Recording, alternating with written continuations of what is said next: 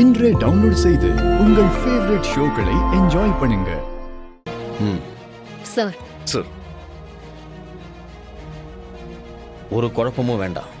வர்மாவை பிடிக்கிறதுக்காக நீங்க 2 பேரும் அந்த வீட்டுக்குள்ள போறீங்க. சார், அது எப்படி சார் முடியும்?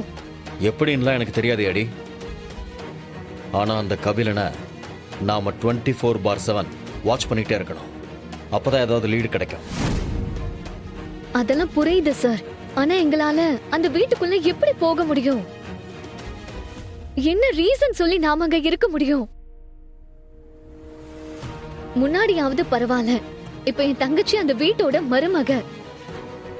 இதனால அவ வாழ்க்கை டிஸ்டர்ப் ஆயிடக்கூடாதுல்ல சார்.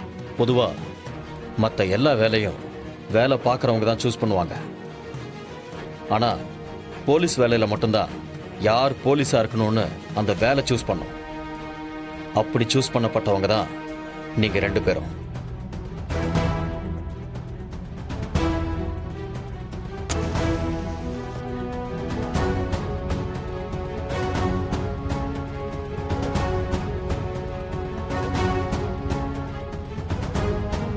ஏடி,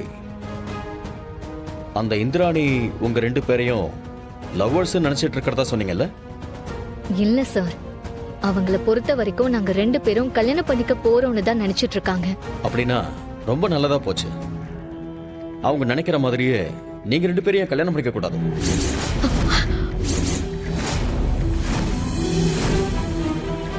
நீங்க 2 பேரும் கல்யாணம் பண்ணிக்கங்க. சார், நானும் சீனியர் எப்படி சார்? அதெல்லாம் சரியா இருக்காது சார். ஏடி, நான் இன்னும் சொல்லியே முடிக்கல. நீங்க 2 பேரும் கல்யாணம் பண்ணிக்கணும்னு சொன்னது உண்மையான கல்யாணம் இல்ல, டிராமா கல்யாணம். அந்த வீட்டுக்குள்ள போறதுக்கு இத புது ஆபரேஷன் நினைச்சுக்கிட்டு பண்ணுங்க. இல்ல சார், அது எப்படி சார்? நீங்க 2 பேரும் அண்டர் கவர் காப்புங்கிறத அடிக்கடி மறந்துடுறீங்க. இப்ப எப்படி 2 பேரும் டீச்சர் வேஷம் போட்டுட்டு இருக்கீங்களோ அதே மாதிரிதான் புருஷன் பொண்டாட்டி வேஷம் போட சொல்றேன். அவ்வளவுதான் சார். அதெல்லாம் ஓகே தான் சார். ஆனா நாங்க கல்யாணம் பண்ணிட்டு எப்படி சார் அந்த வீட்டுக்குள்ள போக முடியும்? இந்திராணி மூலமா தான்.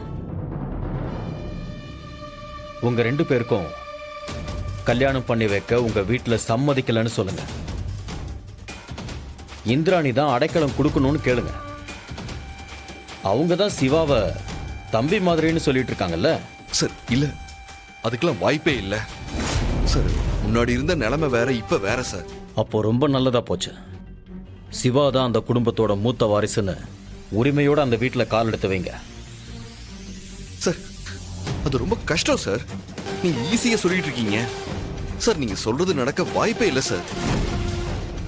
சார், தயவு செஞ்சு நம்ம வேற ஒரு வழியை யோசிப்போம். சிவா, வேற வழி கிடையாது. லட்சியம் பெருசா இருக்கும்போது பாதை கஷ்டமா தான் இருக்கும். இந்த பிளான் கரெக்டா ஒர்க் அவுட் ஆகும். ஓகே சார், நீ என்ன சொல்ற?